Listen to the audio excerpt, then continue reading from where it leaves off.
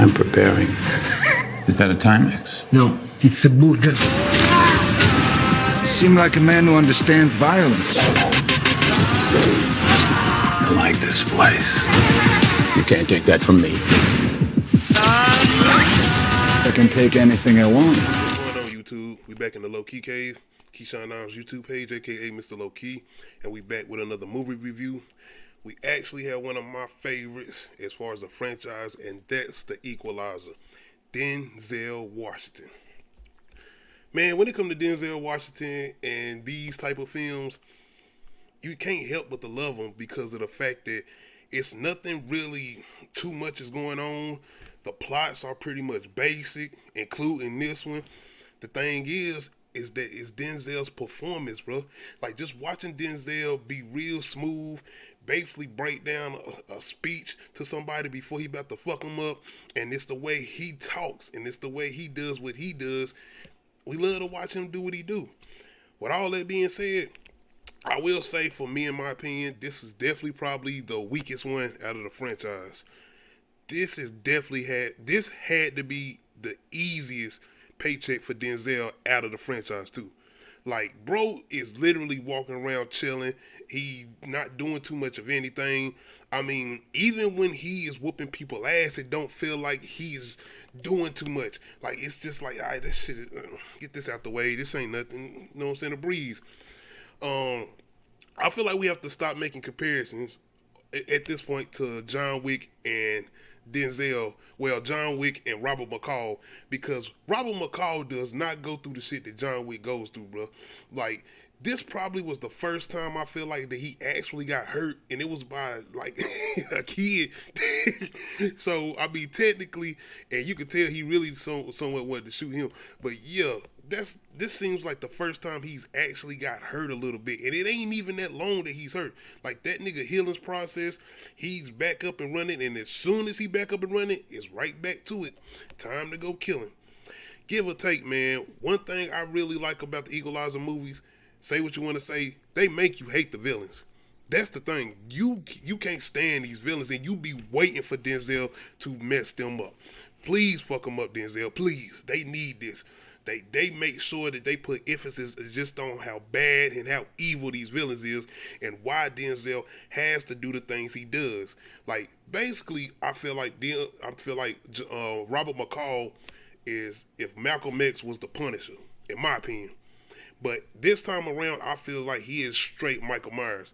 I mean, it's at a point where this movie opens up like a horror movie, and I feel like it ends like a horror movie. Like, he is literally walking niggas down like Michael Myers, waiting on them to die, or watching them while they die, just walking them down, not doing anything. Once again, we got to remember, and if you watch the last two movies, you know he ain't really got nobody to really come through and help him like that. So, shout out to Dakota Fanning and this kind of reunion we got with Denzel and her since the Man on Fire. I was really hoping she was going to be kind of on some, like, Demon Time. I was hoping she was going to come through and, you know what I'm saying, be killing a couple people, you know, showing her doing, like, some crazy, like, fighting shit or something like that. And honestly, she didn't have no reason to be in this movie. I'm telling you straight up, she had no reason to be in this movie. It's some type of CIA thing they got going on, but he don't need her. He just basically leaving clues here and there, letting her lead to certain situations or whatever like this. She did not need to be in the movie. She didn't. It was no reason for Dakota Fanning to be in this movie. I was really hoping they was going to do something with her, as far as maybe she was going to be on some type of revenge thing, or her and Robert going to be working together, and she going to be coming in having to help him in a situation or something. But this nigga don't need no help. Robert McCall don't need no help. He don't need nobody. He is a literally one-man army. Shout out to Wu-Tang. Shout out to ODB. Hey, son, this nigga is a literal one-man army. He don't need no help. When it comes to the action, I feel like they still sticking to their guns, man. Once again, I still feel like this is probably the weakest out of the franchise, not only with the plot or the villains, but probably with some of the action scenes. They still look good. Denzel still looks good doing what he does. Like, nigga, if you got to stopwatch, you are fucked. It's over. Like, it's done. 9 seconds, 10 seconds, whatever, you over. But overall, as far as the action, is really not too much action. This is probably the less action we got out of the franchise, too. This is the less action. Violent wise, oh, that's all. Don't worry about that. You getting your gore.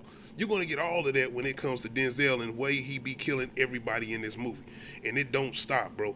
But once again, this is definitely the less violent one, and I feel like it's more of him trying to have this type of transformation, him like trying to process what he's done, but still doing. I'm trying to tell you, man, it's crazy. Once again, I still enjoy it. I still enjoy it because I already knew what to expect. I never had like some super high expectations for this. I knew what I was getting into going into this because I watched the last two movies. Bro is an unstoppable machine. He is a T-1000.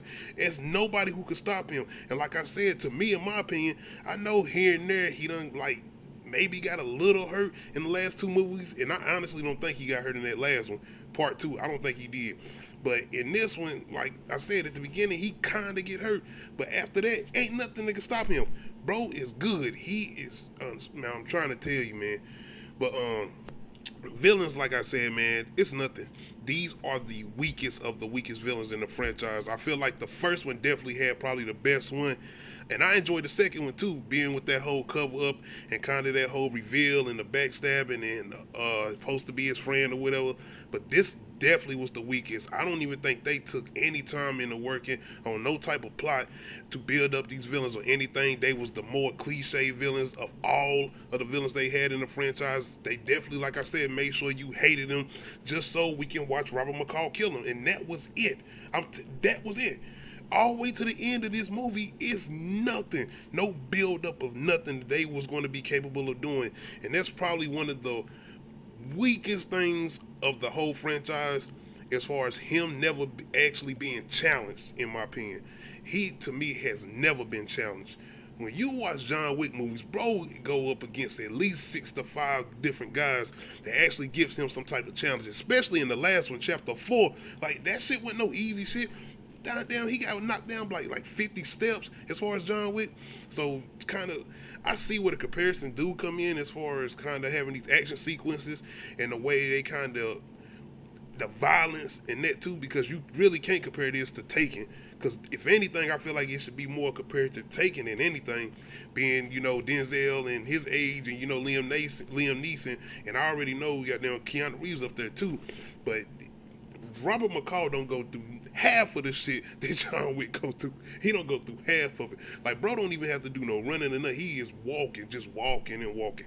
Jason, Michael Myers, this is him in this movie. Outside of that, though, man, like I said, I still enjoyed it. Like I said, Denzel and his performance, no matter if he's kicking people's ass, he giving the speech, you enjoy it. But once again, I still feel like this is probably one of the weakest aspects as far as his character goes. I don't even feel like we got that top-notch speech like we usually get, like we did in the last two movies. You know, that first one, the way he kind of put it on them villains, letting them know, like, you fucked up. Like, ain't no point in nothing you do.